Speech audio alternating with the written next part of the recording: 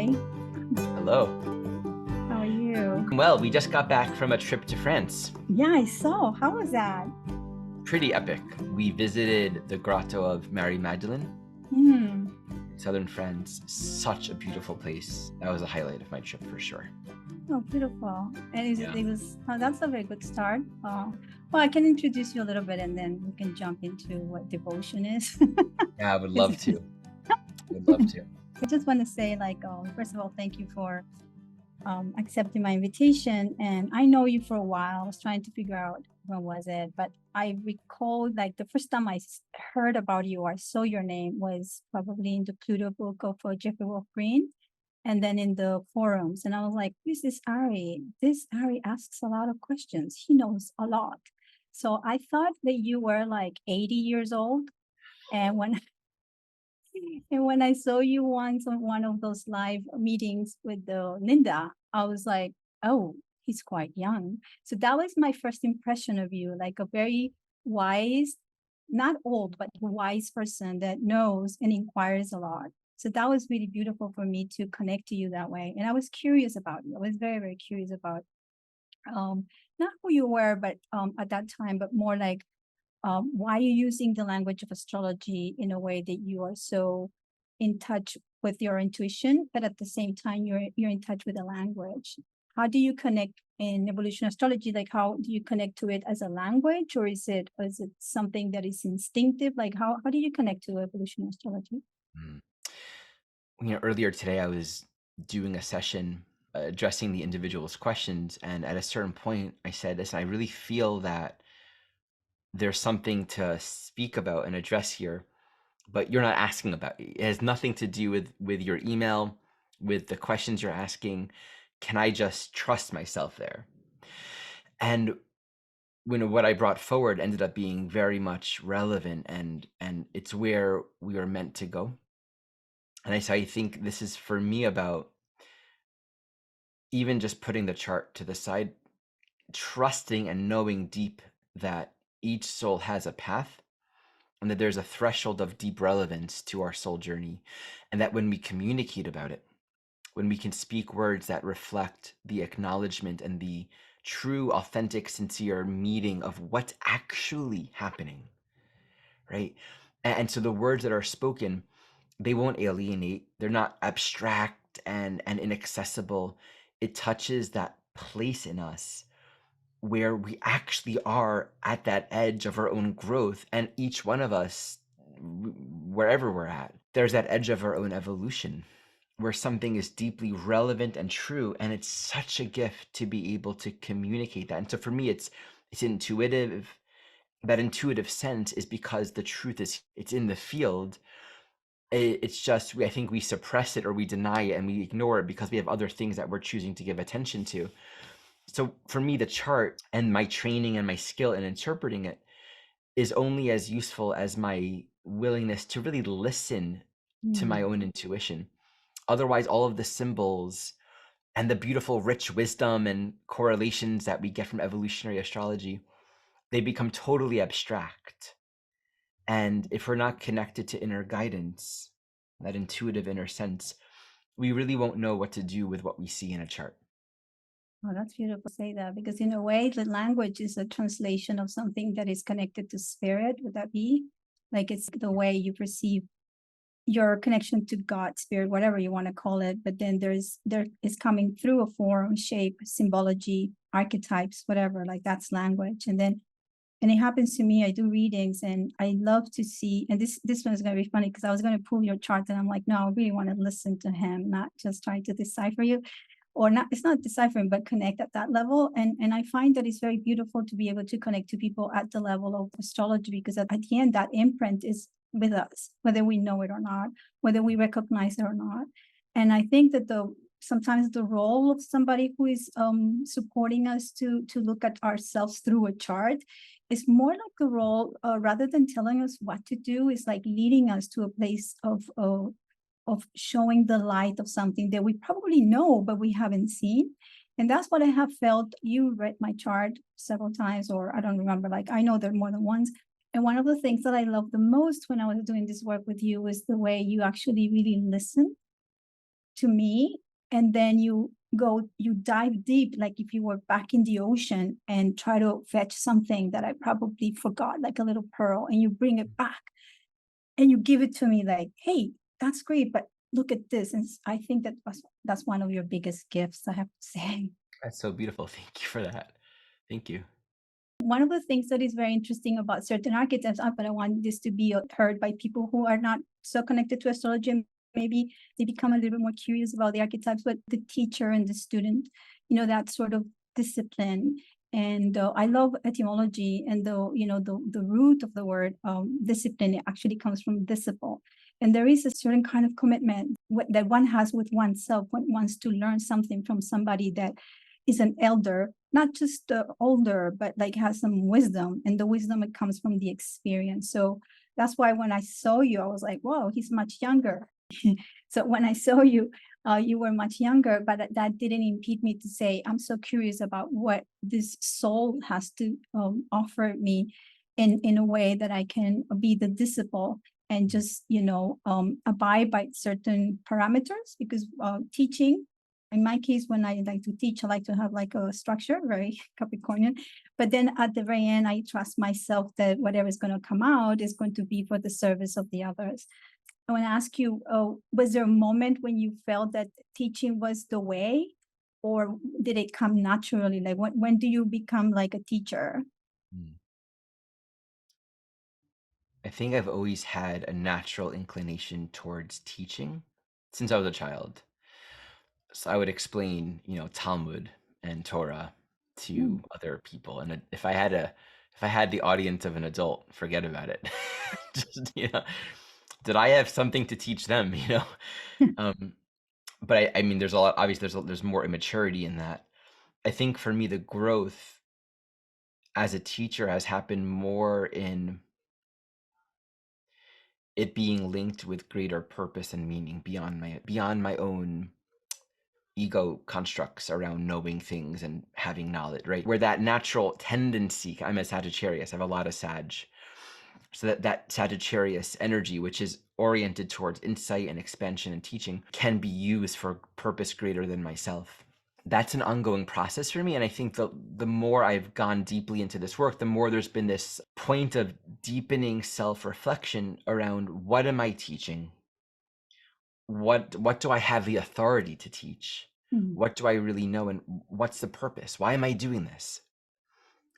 That has given rise, kind of just what you're speaking to more discipline and clearer boundaries and structures for teaching.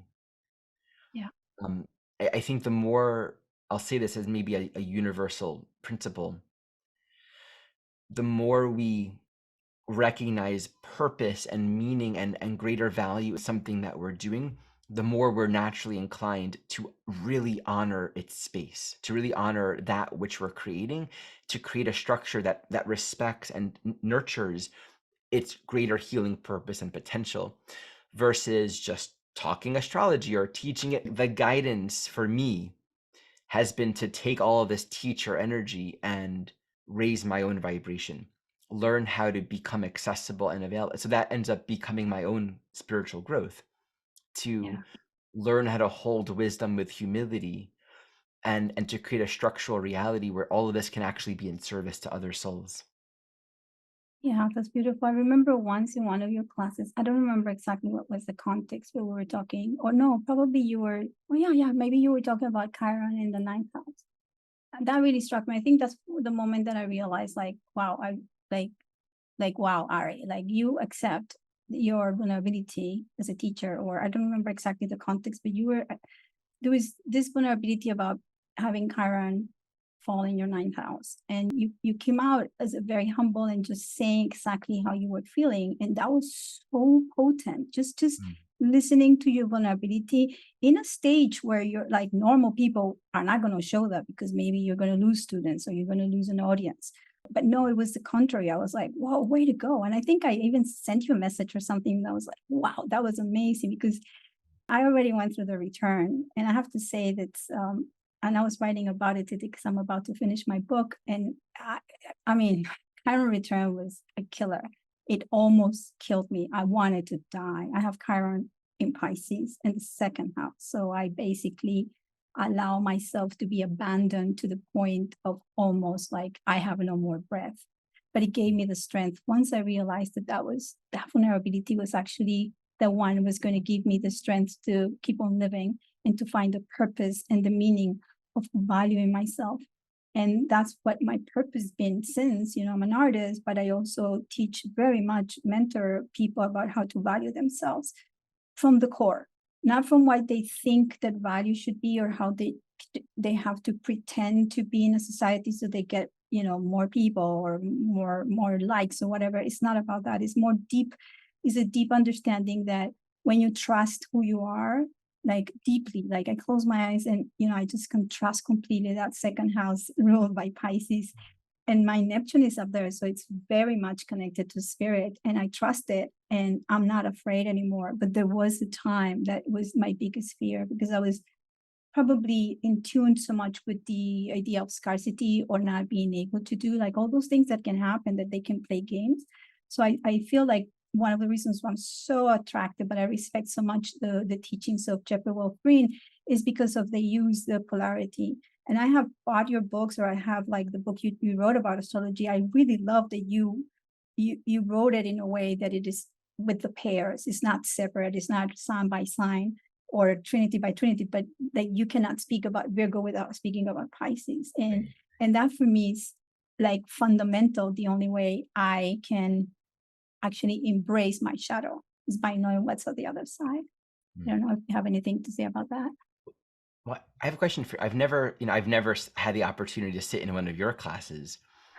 So can you talk to me about what is your experience of creating structure and boundaries to convey what is helpful and of value and service? Sure, thank you. So I have two different kind of setups. I love doing mentorships one-on-one because I'm super intense and I kind of give myself totally. But yes, I have to structure a boundary. Like boundaries for me are like money, like how much I'm going to charge. They have to pay in advance. That's immediately. They have to have I have to have an interview with them to see if they have a true commitment to commit themselves to at least 6 sessions, just 6, and within a time. So when I do their chart, like, I kind of look at the chart and see if there's something of value that they're going to get from me, because maybe I'm not the right person. Maybe I can say, go to Ari or go to Simon, go to somebody else. I actually become very honest with myself also because I don't do this 24/7. I'm an artist and I have a lot of projects. So for me, mentoring or doing a reading is actually something incredible. It's like, wow, I have the pleasure to do that. So it's almost like going out and having dinner or going for a nice movie or a nice concert or something like that. So I'm very structured. My South Node, the ruler of my South Node is Saturn. So in a way, I've always been very almost rigid about my time. So I can become more flexible once there, but so I create a structure from the very beginning of what is it that they're going to get, so there's no expectations, and how we're going to flow. And once I'm in it, I completely flow to whatever they needs. So I meet them where they need to meet me. I meet them in the middle. I don't demand them anything. I don't like when people create too much expectations on me. I have Uranus on the 7th house, so I chop when people come and go, do it? I go like, bye. Like there's no question. So I do that. Now, I have been starting to do it in groups, but this is the interesting thing. I don't call myself a teacher and I don't call my things classes or workshops. And I don't know if I'm doing this in a way. So I become more enamored by it. I say I facilitate study groups. It's very different. Okay, that is very different. Yeah. Because I do that, I facilitate. So I just ease it out. Like it's an easing way of like, come over here. We have this subject. We're going to explore it. We're going to do the Sagittarius thing. We're going to go together and trying to find out what is it happening, what's alive in us. And I share too. So I'm not telling them what it is. I may know a little bit more, but it's my perspective. It's not even their truth. So I'll come with stories and stuff like that. But I'm always asking back. I always, like, the relation part of me is very important. I always say, how does it feel? Or does that make any sense? Or stuff like that. So I want the person to feel that they're there and they're alive and I care. Because North Node in Cancer, it's my heart. I have to connect to them. If I don't, I'm bored. Yeah. I really appreciate that. It's interesting because the further I've been walking this teacher path, the more. So you asked about polarity, and the reason why I love polarity is because polarities don't actually exist. They don't actually exist. There aren't opposites. Don't exist, which is an interesting point of reflection. They only exist conceptually. And so working with perceptions of dualities are actually quite helpful in integrating more of our being. That's why I love astrological polarities, because you really never, Pisces isn't Virgo. Pisces is Pisces, but it doesn't exist in a vacuum. Yes. And there's a wholeness, and we have all of these things in our chart.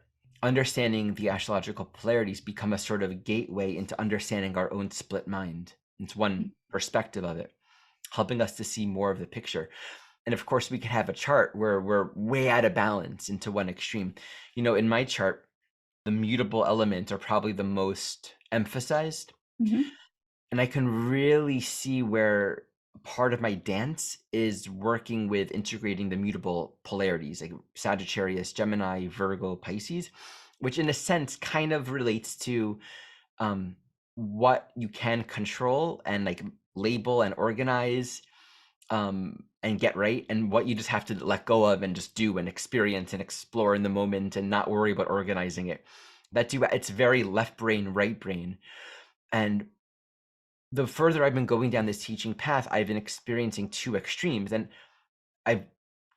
speaking this is helpful for integration, because I think the more we recognize the presence of an extreme, the more it almost like, how that is when extremes are heightened in our awareness. That's the point before integration. I've experienced deeper dimensions of self-doubt, of why am I a teacher? Who am I to even call myself a teacher? What authority do I have? Is this authentic? Am I being authentic? Right? To the other extreme, which is I'm so grateful to be a teacher, that I get to share what I'm learning. And what I find is happening between those two extremes is an integration where there isn't any ego in being a teacher. It's like I'm only a teacher to truly learn it. Yeah. And if there's anything other than that, if there's any sort of presupposition that I have something that others don't have, I am not going to learn. In A Course in Miracles, that's one of the big teachings about in the manual for teachers, which is a whole section of the course. It talks about the idea of the teacher of God, which is the phrase they use, teaching it and devoting their life to being an instrument, to be in service to others as a way to further their own learning. And so it's like to have something, give it, to know something, teach it. And it's really only what we hold on to that we don't get to actually know. So the Virgo dimension is aware of all that I don't know and all of my deficiencies and all of the places where I'm still working out my stuff. The Pisces dimension wants to just serve and love and give and plug into divine inspiration. And so what I'm learning on this teaching path is actually to simultaneously claim more of I am a teacher. This is a thing that I am doing, and you will be a student in this training program, and this is what we're, right? So that I can actually become more of an empty vessel and really learn more of what I'm seeking to embody and realize. When I hear you speaking, I'm like, oh, and there's like, I wouldn't ever teach a music class. That's a completely different thing. I love music. It's such a big, I would never be a music teacher. Okay. That would be What's the wrong approach for me. Okay. I can really relate to the energetics of what you were expressing just there, because I don't know why. It's just it's a different curriculum there. Yeah. Yeah. Yeah. Like I will never teach art. There we go. I Yeah. wouldn't, it's like, I don't know, figure it out. I'll teach you this other language, it's easier. But I wanted to touch something you say because I use the word transmission. I always been studying with teachers and masters and people. I always look up to people to give me that transmission. And although my chart is very fixed, I have a Taurus and I have a moon in Scorpio, and my rising is Aquarius and my northern is in the 5th house. But still, I noticed this not long ago. My subtext goal, I'm optimist. And I've always been optimistic, but I never really realized that I'm very Sagittarius. I mean, my Jupiter is next to my sun. It's like 2 degrees. So, and it's in a balsamic thing. So there's this thing about me boom being, and it's in the 3rd house next to Mercury. So I need to communicate. I need to be out there. And if anything, I have been learning to be humble because I will be, since I was little, like I know it all, arrogant little thing since I was little, like, of course. And I've been since 2020, like lowering my head, asking for questions and say, you know what, maybe I don't know and I don't know it. And that's when I actually grew. But it was interesting because I had received transmission from very different teachers. And for me, that transmission, which is really like, old school, it's not through books, it's actually through the experience of listening to somebody talk or listening to somebody or having a relationship with somebody who has some sort of truth that is being given to you through them because they also had experienced it. So it's God only knows which is the truth, but it's coming somewhere. And then you're listening to it. And then when you embody it and you have practiced it and you have to transmit it to others, then it becomes your teaching. Maybe has some parameters and like the structure will be EA, evolutionary astrology. And I like that structure again, because of the Trinity component and the polarities is so well structured. It's actually everything is the 3rd dimension, is the polarity and is the synthesis. It's the Trinity. I mean, you go to any spiritual approach and the Trinity is there everywhere. So for me, it is very connected to spirit in that way. And as much as it was, I never met him. I think that he's still alive, Jeffrey, he's very much alive in each one of us, but without us, like, I never felt like he was a guru, like many people hold to their teachers in other places where people like make so much veneration that they don't become themselves. I feel like, and maybe I'm wrong because maybe not everybody like that, but I feel like evolutionary astrology has grown in a way that people actually become their own persons and teach through the teaching, but they teach about themselves. So I don't know if that makes any sense. It's like, Absolutely. Yeah. I wanted to talk a little bit about that, like the transmissions. I know that you do, because you speak a lot about the Course of Miracles. I know nothing about it. I have heard a lot about it, mostly from you, but I like the way you're weaving like astrology and the Course of Miracles. And I don't know if you have other practices that you've done before that you're weaving it together in your own experience. And then this is what's coming out from you. Yeah. Well, I think at the heart of it is I'm not defining my teaching as I'm teaching evolutionary astrology or astrology. I'm simultaneously strengthening the form and the container and the right. But the heart of it is not that. The heart of it are the teachings themselves. And so I'm always going to resonate with the teachings that resonate with my soul path and what feels true. The teachings of A Course in Miracles, for me, I recognize them as very pure and pointing to just what is fundamentally true.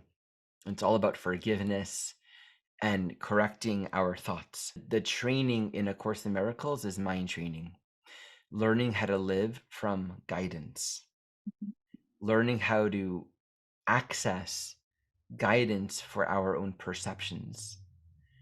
And this is different than what we're so familiar with, which is a life of judgment and deciding for ourselves what everything means. And I'm really attracted to that.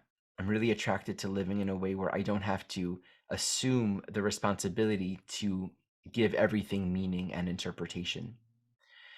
So the Course teachings are always, and right now I just love reading small sections or articles written by people that, just different stories about the Course and experiences that the scribe of the Course has gone through, spiritual teachings that point me in the direction of guidance and intuition and trust that helps me to reframe everything in my life from a non-conflicted attitude. And that's such a helpful tool to bring that into a session or a class, this perspective that in every situation we can accept on principle that there is nothing to fear, that we are inherently free and powerful and non-vulnerable to attack. We are pure beings that cannot be hurt by our very nature. And even though we don't really know that in our bones and we experience a lot of hurt, just to start with that principle and to bring that into difficulties becomes so rich and worthy of inquiry. To really practice in those moments, okay, right now I have an opportunity to learn the truth of who I am. And what is it like to actually learn that, not to bypass spiritually and apply a principle, but not truly know it? And looking at a chart, people have their struggles. What is it like to speak to them, but to see inside, to hold in my own mind a non-conflicted vision of them, to not see them in conflict, to not see them in suffering, to actually see what's true, Yeah. and to actually be able to communicate and invite them into that higher perspective. And there's that free will. Like, we can only hear what we're willing to and capable of hearing in the moment. But if I can see someone and their struggles in life without a conflicted mind, if I can see with forgiveness, and if I can hold them in their power and actually deeply honor and respect the gift and the beauty of the healing process that they're in, I'm going to receive the benefits of that because I'm elevating my mind by way of seeing them in that clearer place. And that teaches me, oh, if I can do this for them, I can do this for myself. Yeah. I think I've often had this unrequited desire. I've never said this out loud, for someone to give me the kind of reading that I give, to see me and really meet the things that are of like deepest concern in my heart, for me to feel so safe to be radically honest, and for them to give me that reflection of validating and hearing all of it and reframing it in a way where nothing's being denied, but I'm redirected towards the truth of God's will. I'm redirected towards the truth of the healing path that is happening. It's returning power and restoring a sense of trust. I think that's what I care most about. So I'm just looking for what's true and real and helpful on the spiritual path. And so on my journey, evolutionary astrology and A Course in Miracles and a few other things have really been the main players that I just integrate them. I'm still surprised that I'm an astrologer. I never really intended that, right? I never intended to be an astrology teacher, but that's the vessel that I've been guided to embrace, for now at least, for these teachings and these learnings to be shared. Yeah, that's beautiful. I was going to say that word before you just said it, the vessel, because that's really what it is. It's like when you open your vessel and you allow transmissions to go through you and you support other people, because that's my intention when I do readings. I don't like judgment. I'm Virgo, I have Pluto and Uranus. So I did grow up kind of like quietly and secretly being very judgmental, but I never accepted that. If I ever see myself doing that, I kind of pause and go like, okay, this is a different experience for them. I don't have to like try to repair it, because the Virgo qualities always try to make it better, So I basically, how I tap into the energy of Virgo in the last years has been through service. When I understood that service, it's my core, then my vessel is just serving a purpose in the moment to moment basis, and I'm going to find out what it is in the moment. So right now we're just doing this conversation, so this is where I'm serving, and tomorrow is going to be another thing and another thing. So I don't like defining myself exactly, because I don't know what's going to happen even tomorrow, but I would like to always make myself available for that moment with another person. So if they ask me to do a reading or to have a mentorship or to be facilitating something, I give myself completely to that. And I trusted so much, so much. At the beginning, it was difficult to trust it because I didn't know whether I was making things up. You know what I mean? Like you could just close your eyes and you go, okay, sure. And then people were like, and I was like, oh my God, I don't know. Is this making up or this is actually spirit speaking through me? So it took me a while to figure it out, that I was allowing something bigger than me to go through. And this happened even before astrology. So this happened when I became an artist in New York. And I don't know, people started asking me, what's your work about? I had no idea what I was doing, but then you had to talk about it.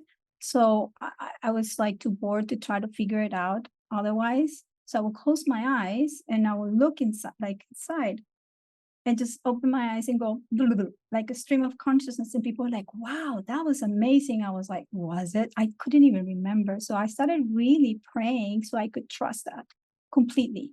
Like, please give me, and I will say all the time, show me the way, show me the light, Yes, show me, yes. just make me go that way. And I still do that every morning. I wake up, and my mom recently passed 6 months ago, 5 months ago. And I mean, we have right now like a secret love affair because she's with me every day. So when I wake up, it's like, Mom, are you here?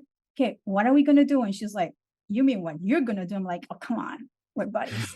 And so That's great. yeah, it's great. So we really communicate, and there's when I think of my mother, I think in a very devotional way, because she was very devoted to her children. She was extremely devoted. And if I tell you like the way she died the last few weeks, she had a stroke. Okay, she had Alzheimer's for many years. She had her Uranus on 29 degrees of Aries, and there was something that happened, Oh and yeah, that Pluto they squaring Uranus. Yeah. yes, Oh yeah, exactly. the nodes were there, and then also Pluto was there, and the Yeah, sun was opposite Pluto. Yeah. that day she had a stroke. And I was like, Wow. of course she had a stroke. But I mean, knowing my mother, of course she had the stroke. She's like, I'm gonna get out of here, because she was very in tune with her spirit. And so she has a stroke. I fly down to Colombia, and she cannot speak and she cannot eat. But I know that she's there in presence. And I've been doing a lot of like work with sound, with healing sounds, and I've done something called biogeometry. So I took my pendles and stuff, and I said, okay, mommy, this time we have to connect like in a different way. She was basically responding to me all the time, and I knew she was there. So it was very, very profound. So I stayed there a few weeks, and then I needed to leave because I needed to come back here. I remember trying to say goodbye to her. She was never able to speak, but the day I say goodbye, she basically stood up like that and she tried to speak. I almost died because she was there listening.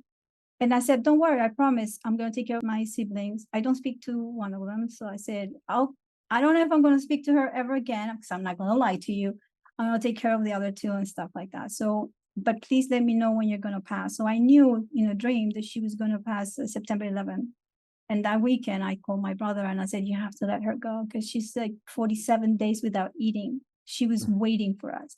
And I watched her die on the phone. It was very beautiful. I have to explain, it was very weird. I've never seen anybody giving birth, but this was exactly the opposite. Somebody exhaling and just like giving birth to death. I don't know if that makes any sense, but it was like she embraced it.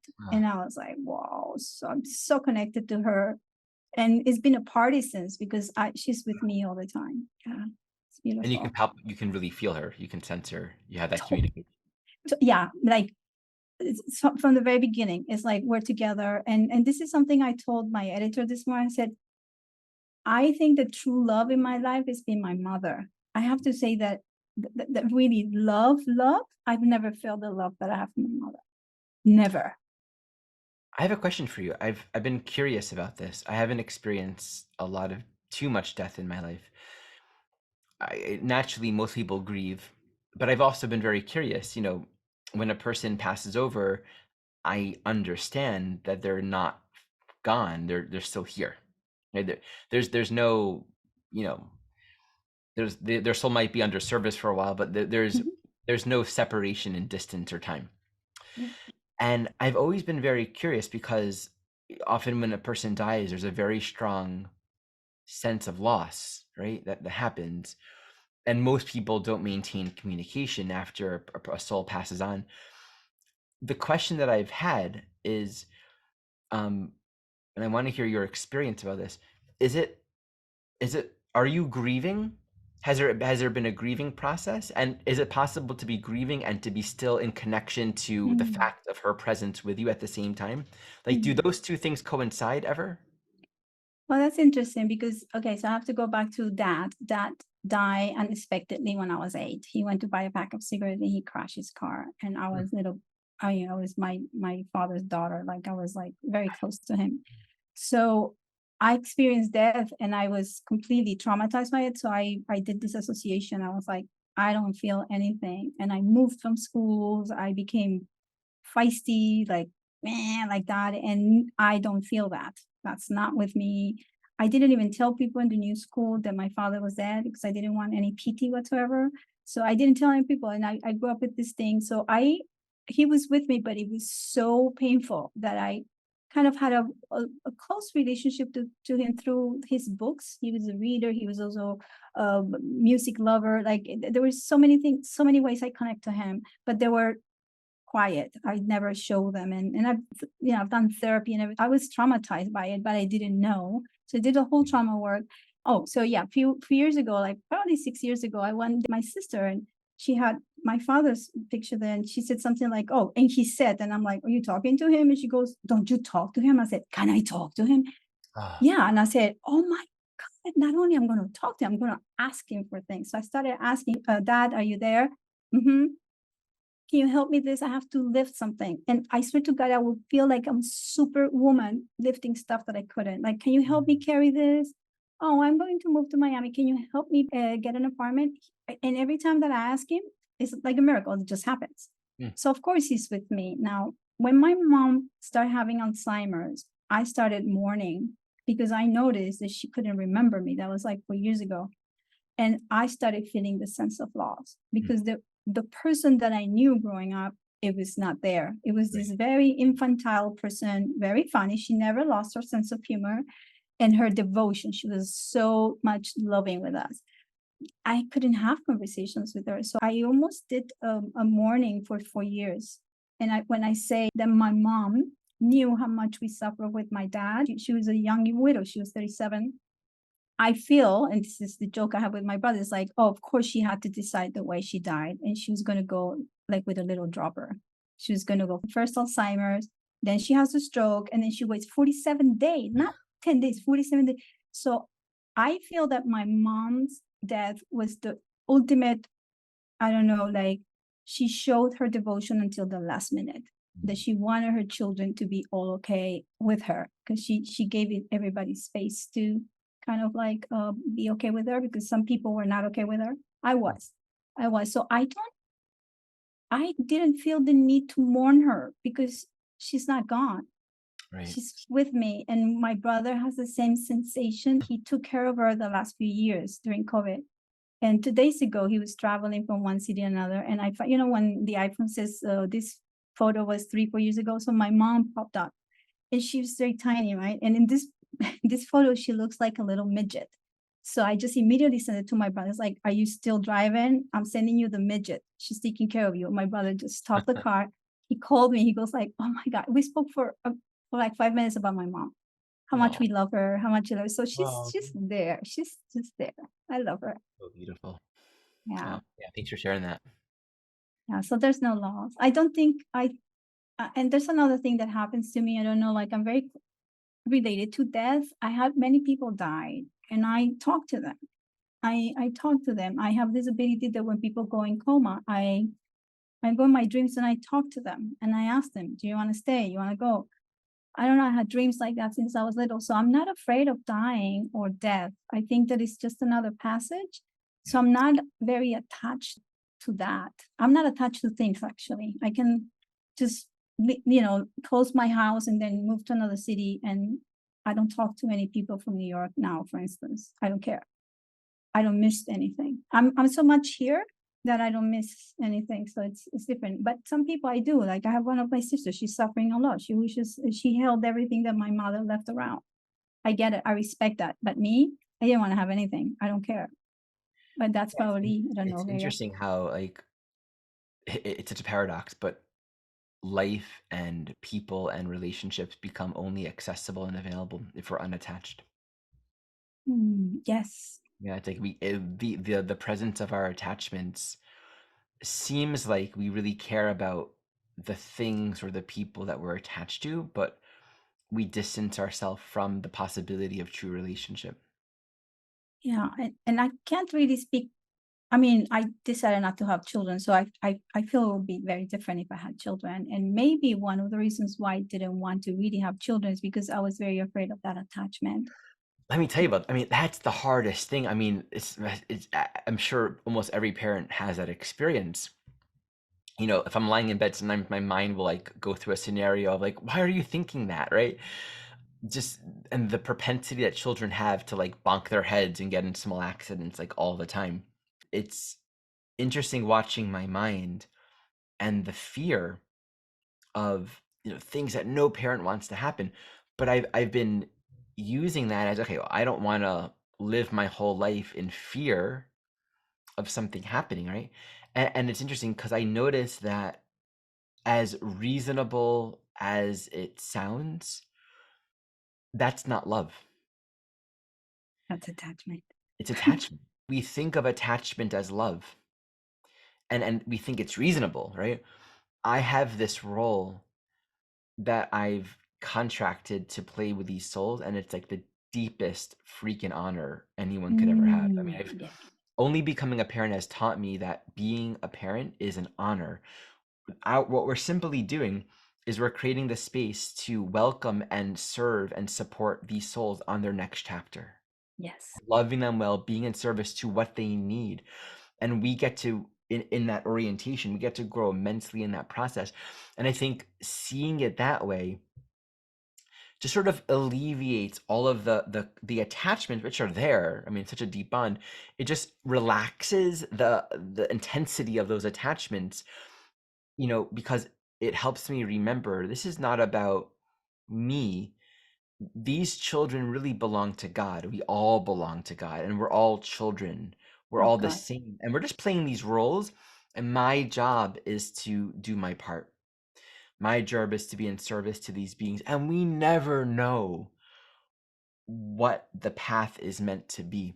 We never know the paths that we're here to walk in life. So it's interesting. Like, I don't think I'll probably ever free myself of a very strong biological familial attachment, but I can't be in that vibrational state and in a place of surrender and connection to God and true love at the same time. And I find that very interesting.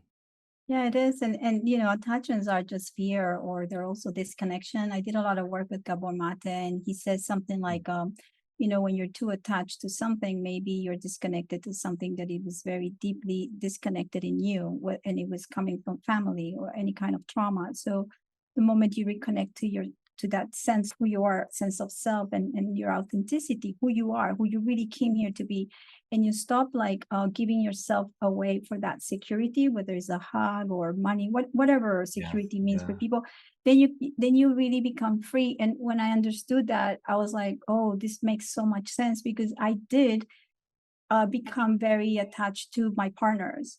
And having Pluto in the eighth house, but there was something that it was very awakening for me during my current return and period that I was very lost, is that I realized that I probably never really loved before, that I was in love with the fascination that people have with me. I can attract like people getting completely fascinated with my personality Yeah. because I'm super intense. So they go like, oh my God. And I was like, oh, they like me. And then Right.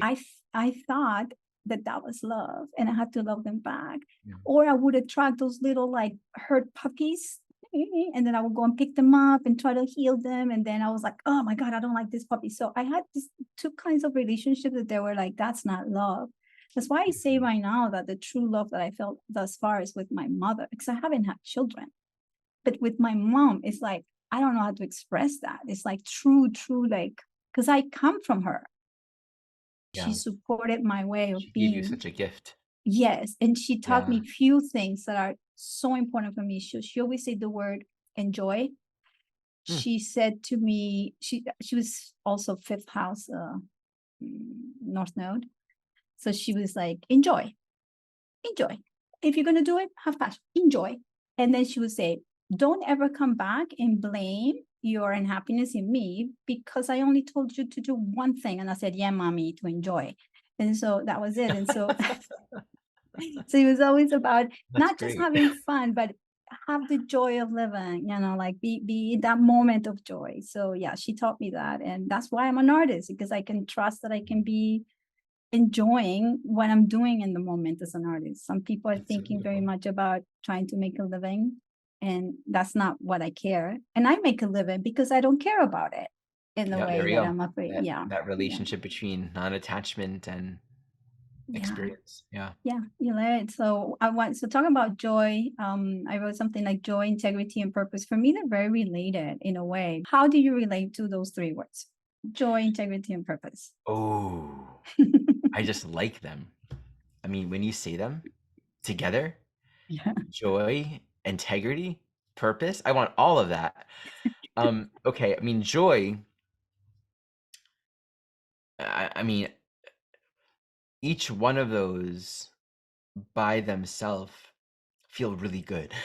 You know, together, uh, the first thing my mind went to when you asked, I went to music. Mhm. Yes. And I'm actually very curious about that for myself. I immediately went to music. I don't know why. Um, when I'm in song and a place of devotion, there's joy, and I don't know about the integrity and the purpose part.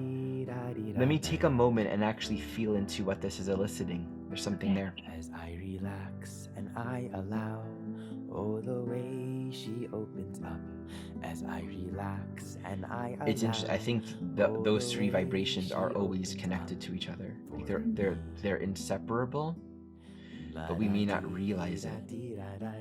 We can't experience joy and be out of integrity. And so if I'm singing and I'm experiencing joy, it means I'm using the vehicle of voice and instrument in alignment with my soul. Otherwise, joy wouldn't be possible there. And purpose. I had a dream where I was told the purpose of your life is this moment. Yeah. And then there's another verse in that Yeah. dream. I was singing it. It's actually a melody that I received in the dream. The purpose of your song is to sing it I love or share that. it. I forgot I whether should. it's sing it or share it, but Well, if really, you it's sing both. it, you're sharing it somehow. Really, one implies the other. Something or someone's going to hear it. Um, if purpose isn't defined according to some kind of abstract, I'm here to do X, Y, and Z, but is defined by the present moment, then what makes us available to the moment? Living ourselves, like being fully here. And there we go. That comes back to joy. You know, that's what I'm seeking here. You know, I think some things are more accessible through the vehicle of purpose. Like when I think about like teaching my course, I'm thinking purpose. Like, what's my purpose? Like that's Mhm. there's a sense of I have a role to fill, a responsibility to feel, and naturally purpose. I want to be in integrity with it. But if I'm not going to feel joy about it. The structure that I'm creating for my course, it's the same way that I've taught it for the last 3 years, but literally the last 2 months of my life, I don't know if you've been following this at all, I changed my program. I Mm. tried to create a new open enrollment structure, Yeah. teaching different, didn't work, not happening. All of the feedback from life and then eventually very clear, direct, intuitive guidance said, nope, not going to work that way. We need a cohort, a year training program, clear boundaries, clear structure. And until I finally accepted that, I feel in total integrity with myself. Yeah, these three all go together. But because my mind went to music, Monica, I'm wanting to know more about that for myself. Because Yeah. music is sort of, it's that one area of my soul path that I don't seem to have as much control over. It's the most meaningful and rich and intimate and emotional and fulfilling and poetic and devotional, and I can't seem to organize it and structure it as much as I do with my teaching. I'm very Interesting. curious about that, and I don't want to say this means I can't give it purpose. I just think there's something for me to there's something yet to be realized Some around sort the of truth of purpose here.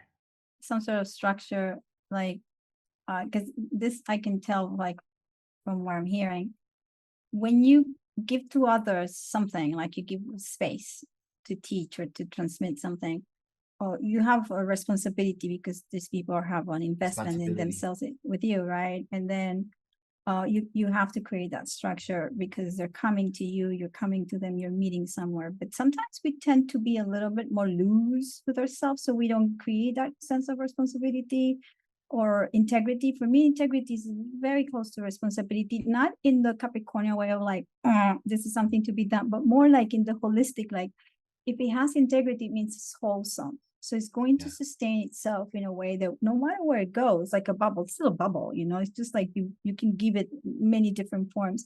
So it is part of the purpose to have that integrity so you can transmit that sense of joy. But in my case, for instance, I have a tendency to be more committed to when other people commit to me than me and myself. So I have to give myself a very, very, very specific structure to write the book, to do my artwork. Obviously, I work a lot with deadlines, so that helps. But if it was me in my studio just creating art, probably I'll be reading the whole day and go like, oh my God, another day. Let's go to the beach. Like I'm like a little balloon, But I think that I want to do something with it. I have to commit to myself. It's a commitment. It's like a little, it's almost like big Monica speaking to little one going like, all right, it's okay, we draw, but we have to put, we have to make something out of it. It's almost like talking to the little Monica and just almost like shaping her to do something, because otherwise it's just going to be loose. That's really good perspective. Okay, I'm hearing that. When I created my album, which took 4+ years, I had difficulty in taking responsibility for the creative process, right? And that was it. Of at first a more immature, undefined experience, and the further I went into it, the more I realized that there's actually substantial content here, and if I don't really take responsibility to give it form, I'm not going to feel in integrity with myself. That's it. I'm going to feel out of integrity with my own efforts, and I'm not going to feel good about the results. And so this quality of how do we claim purpose? How do we imbue our life with purpose and self-responsibility when it can only come from within?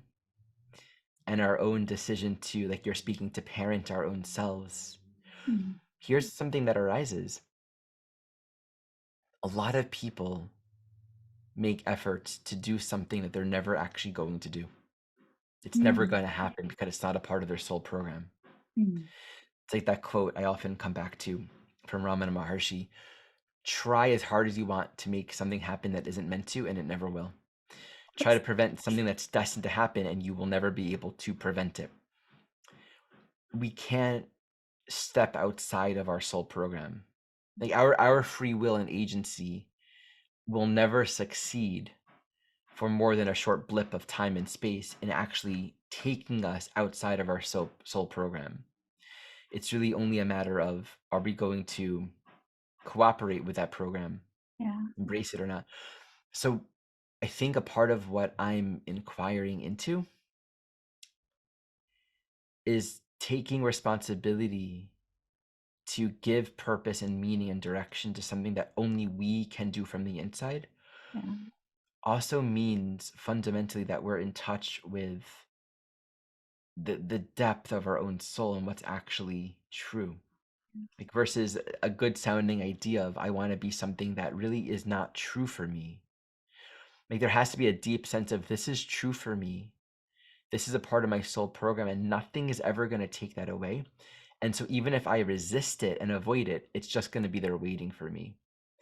I think there are these thresholds in all of our life where we aren't going to get that validation or confirmation from the outside, so that we can actually look deeply and validate for ourselves what's really true about our soul and take responsibility for that.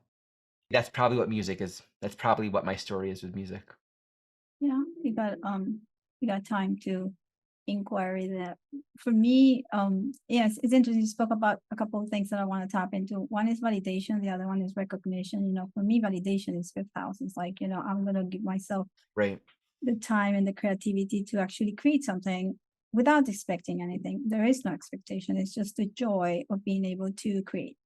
Now, recognition, especially having lived 27 years in New York, that's a real thing that mess up with your brains. It mess up with your mind. It allows you to start doubting yourself from the day one you arrive there, because it's so violent the way people are expecting you to achieve something. It's very Capricorn. It's like the direction like that you no matter what you do, self-doubt, and that's so diminishing for the soul, so diminishing.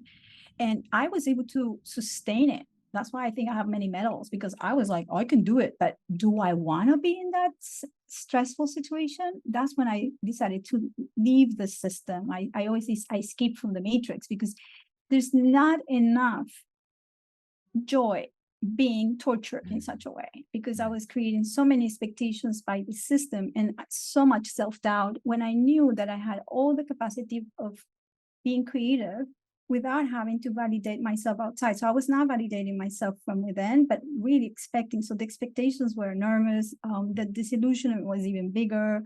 The anger inside was even so everything was just pointing to the wrong thing, because you're trying too hard, like there's this thing in you that says fake it till you make it. And even though I had like pretty much everything that everybody wants, I knew I was a fake. I was like, this is not it. And I hated just the smell of phoniness. It was like, this is not me. That's when I thought, like, there's nothing else for me to do. Maybe I should just leave the world. Because I didn't even think that there was another possibility. And that's why I'm happy that I overturned everything, because I did see that I was pointing the direction in the wrong way. I was going out instead of going in. And when I realized that everything that I need, actually the title of the book, my book is divided in 3. The main title is The Nature of My Reality, because this is going to be the nature of my reality. But the first book is called Everything I Need Is in My Body. And this is something that came through spirit, because I receive a lot of stuff through spirit. And I didn't know if it was like, you have to do a book about Qigong. I was like, no, that's not it. You have to move out of New York. Where? To Miami. Miami. Dad, are you there? We need a house in Miami. So, I started all these like crazy things. I moved here. Then I hear another phrase. It says, we are the architects of time. I'm like, are we? Okay. So I have to figure out this thing, time. And then the most potent one that right now with Pluto and Aquarius is coming, like I'm full throttle, like revolution is like, the only revolution is to be oneself. That's it. So that's like all these 3 phrases is like, they're being shaped into this book that is actually like, it's my stories about how I ended up with astrology, human design, Jungian psychology, you name it, how I got into my process of individuation, process of authenticity, like really understanding that the most important thing was inside of me and opening my heart. And I do remember, Ari, I think once in one of our sessions, you asked me, and this is really interesting, you asked me, have you ever thought about teaching? And I didn't want to teach. I was like, people, like, Yes. I don't want people hanging. You know what? That for me was teaching was like, I'm not a hanger. And you said, no, think about it. I was like, think about it. But I was very reluctant. So now that I think about it, it's like, it was all there, like you saw it. And I took time, though. I didn't want to do it because of the dangers that I felt about my relationships before, that they were so codependent. That's the first thing. That's why I established boundaries immediately. I don't even wait. I'm just immediately, these are my rules. I've been the last 2 months, somebody in Twitter, I'm on Twitter a lot, and I'm very active on the Bitcoin community. There's this guy who's supporting, like he has his spaces, and he invited me to have my own space to talk about whatever. So he says, I really like human design. And I'm like, okay, let's do it. And you have to see me there. I'm militant, like, because I'm doing it for free. So I go once a week, 1 hour, ask me anything, but I have a theme. I'm going to talk about this. And people come and they just start talking about like, well, I also have this course, and going like, hey, do you know this is about human design? Yeah. Okay. So do you have a question for me? Okay, goodbye. And people start laughing. I want to be here so you can ask me anything. But I'm not here just supporting other people to do whatever. So it's been funny because some people contact me and it's like, I want to be able to do that. And I go, all right. So it's this idea of like setting up boundaries is very easy for me. I love that. Yes. I love that. I've become so good at that in my course. The first year, it was really kind of, you have a lot of Libra, so I don't want to hurt people's feelings. The first year I had to struggle with, some people dominating the class space and kind of redirecting, and I tried to be really nice about it. And it just took a lot of processing my own attachments and just kind of coming back to what my purpose is. My purpose is to hold a really good, safe, clear, grounded, solid container, and to honor that people need to take responsibility for their own alignment and their own purpose. So it's been a really good growth for me to just be able to, say things like, we don't do that in this class. It's not what this class is for, and just to move on from that. Yeah, That's boundaries are great. beautiful. So I want to ask you one last thing. I mean, I'm enjoying this very much, and do you. So at this moment that you are in your life, I mean, you're much younger than I am, and I love it. I'm going to be 60 in 2 months, and I think it's such a wonderful thing. I just had my second Saturn return, and I have my fifth Jupiter return, and it was the whole year. They went back and forth, and I was like, this is great. So when I was around your age, I was like, oh, 60, that's like, I don't want to be, but I'm here. I'm like, guys, you don't know the view. It's like amazing. So do you think a lot about the future now, especially you have children? Like, is there any fear about because we know that the landscape is not fun these days, like whatever is happening, it's really, how do you keep that balance? Like the future of what's going on, all the noise and reality, because the reality out there is brutal. It's brutal. So how do you keep that sense of joy or integrity and purpose and everything within your family and with your own connection to your own humanity, because you still have a way to go? How do you feel about that? I feel I have a long way to go. I feel deeply young to my core. I mean, I turned 40, and that's relative. It's kind of middle, I have all these midlife transits yet to happen, Yes. but spiritually, I feel young. Like I'm just so present to how much more there is before me, and sometimes it scares me. Honestly, knowing how challenging and deep this journey has been, sometimes there's a moment of fear when I consider the challenges that inevitably come on the path. And yet, I think a part of the fear is to actually bring us back to what we ultimately learn, which is there's nothing to fear. So I mean, all I can say is I'm committed to deepening my own practice, to deepening my own spiritual devotion, to deepening my own spiritual path. I think the further I go into my commitments in my life, the more authenticity and honesty becomes, because we run the greater risk with greater responsibility of losing that spark of authentic, humble openness to the journey. Things get really fixed and defined and sort of stuck relationally with my family partner, Michelle, and in my presence as a teacher, and just in relationship to that which I'm called to. I have to be willing to bring everything on the table. I have to be willing to meet all of the emotional content. I have to be deeply willing to be honest with myself about what's inside, not necessarily to know what to do about it. I'm just really present to how easy it is to ignore parts of our whole being as we progress down the road of responsibilities and things that we're here to do. When I think about the future and the next 20, 30 years of my life, I have a deep sense of optimism. And even like thinking about life in terms of that much time helps me to realize, okay, there's a lot of value in the small investments that I put in right now. Like the little work that I do to clear the stuff and to build a life of greater character and integrity and authenticity, clearing my relationships, learning to be a loving, clear, peaceful, honest person. It's like it brings every part of my life. What's out of alignment? What's out of alignment? Where can I bring more clarity and agency and purpose and joy and integrity into all these parts of my life?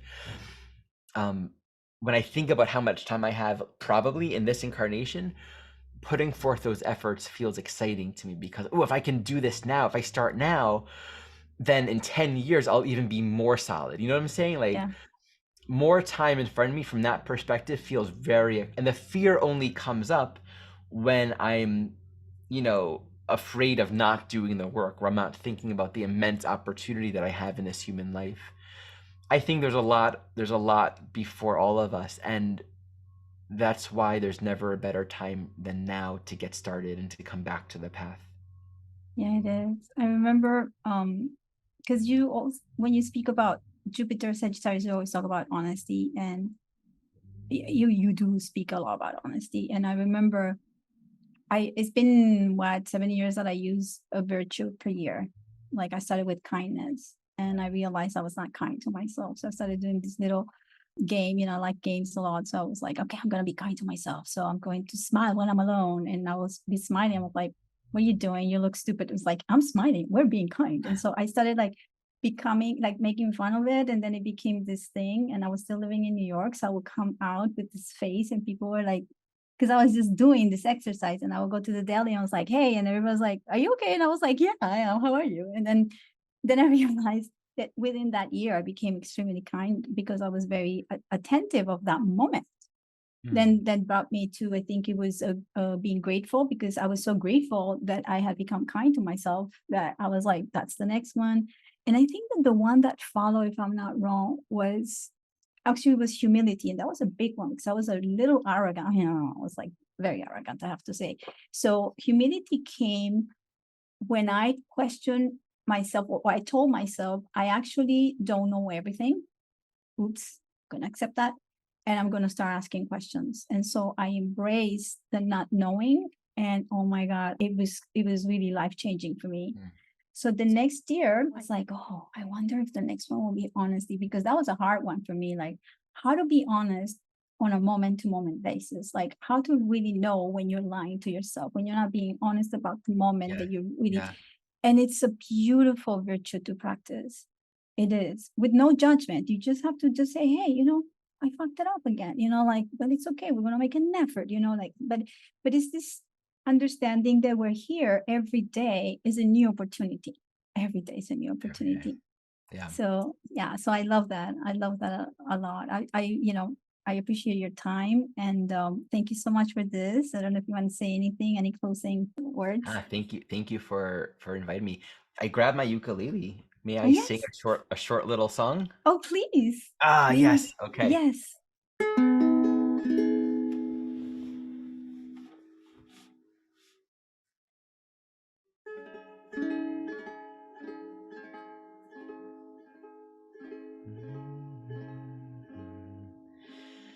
I am thankful for the truth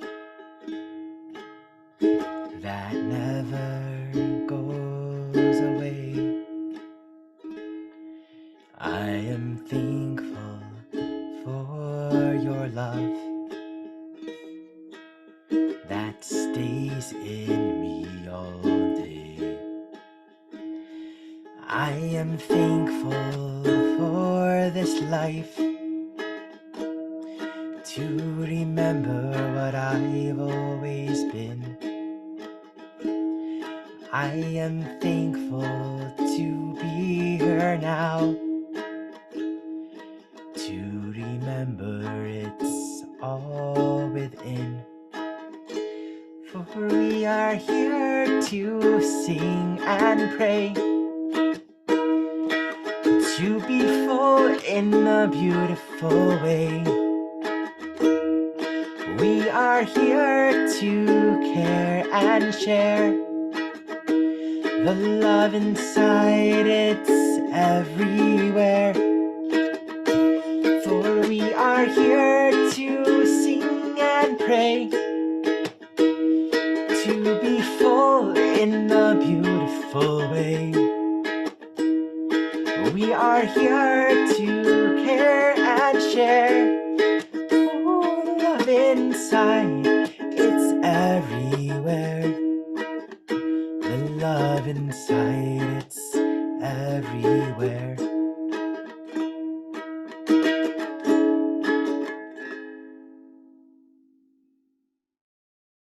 Thank you so much. This was so beautiful, Ari. Thank you for sharing your music. Thank you Music for is allowing it. very important for me. We didn't talk about that, but that's in my heart. I think this is what I'm going to close like this. My next life, I'm going to be a composer. That's it. I'm just already pointing that. In this life, I'll be that too. All right, great. You are already. You are already. Yeah, right. And it's gonna. There's more. Come back. Here's my final. Come back to your question on just the Yeah. next 20 years. I think about how many albums and how much I can practice my musicality, my singing, my instrumentation, how much more skill I can develop, and the collaborations and the experiences and the ways that I can grow in sharing music. That's only going to deepen and strengthen. That brings me a lot of excitement and joy. Oh, I support that. And I support that 100%. And I'll be there to remind you, because I think that one of my biggest strengths is to really inspire people to be their own selves. That's really That's what your I, thing. That's yeah. your that's your divine gift. Yes. That's seeing and encouragement, tough Yeah. love, encouragement quality. But I have no problem telling people, like, go for it. Come on. Like my mom, like, Yeah. come on, enjoy. Just, show that devotion to yourself, because it's a devotion that you need to have in your soul towards this life. The devotion is with you, with your soul. Because as long as you're connected to your soul, you're one with spirit. There's no other thing. Yes. Yeah. So I support that. You want to Yeah. see more Thank you, my music? friend. Thank you, Ari. Yeah. Much love to everybody, to Michelle and your beautiful children. They're growing up, so they're so cute. They look like you. The little Oh, do Ari. they? Yeah, one of them looks One like of them, I the think. yeah, and the little one is like Michelle. But there Yes, was yeah. a beautiful image of you carrying her, and she's looking at the camera. I'm like, oh my God. What's her name? Little one or the bigger Yeah, one? the little one. Emuna. Emuna, yeah. Yeah. They're both beautiful. They're both beautiful. So They are. yeah, we'll enjoy them. Yeah, I am. Fun. All right. Thank you so much, Monica. I really enjoy getting to chat with you in this way. Yeah, thank you, Ari. Till Enjoyable. soon. Right. Ciao, ciao. Bye. Bye-bye. Da,